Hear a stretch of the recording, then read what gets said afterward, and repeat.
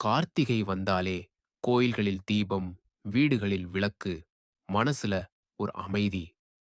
ஆனா ஏன் கார்த்திகை நட்சத்திரம் முருகனுக்கு இவ்வளவு சிறப்பு? ஒரு அழகான புராணக் கதை இருக்கு. ஈசன் அருளால் பிறந்த குழந்தை முருகனை 6 கார்த்திகை தேவிகள் அன்போட வளர்த்தார்கள். அந்த 6 தாய்மார்களின் அன்பும் பாதுகாப்பும் முருகனுக்கு தெய்வீக சக்தியாக மாறியது. அதனால்தான் முருகன் கார்த்திகேயன் என்றும் ஆறுமுகன் என்றும் அழைக்கப்படுகிறார். அந்த 6 முகங்கள் அறிவு, தைரியம், கருணை, வீரியம், ஒழுக்கம், ஞானம் ஆகிய 6 சக்திகளை குறிக்கிறது. கார்த்திகை என்றாலே தீ, ஒளி, சக்தி. முருகன் என்றாலே அறியாமையை எரிக்கும் தீ, வாழ்க்கைக்கு வழிகாட்டும் ஒளி. அதனால்தான் கார்த்திகை தீபம் முருகன் அருளின் சின்னமாக பார்க்கப்படுகிறது.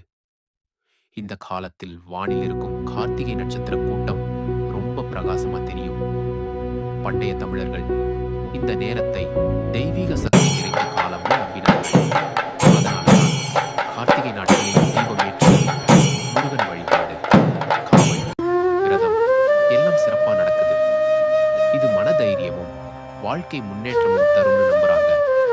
கார்த்திகை தாய் அன்பு, முருகன் ஈசன் அருள். இந்த 2 சேர்ந்தாலே அருள், வெற்றி, மன அமைதி. வேலன் துணை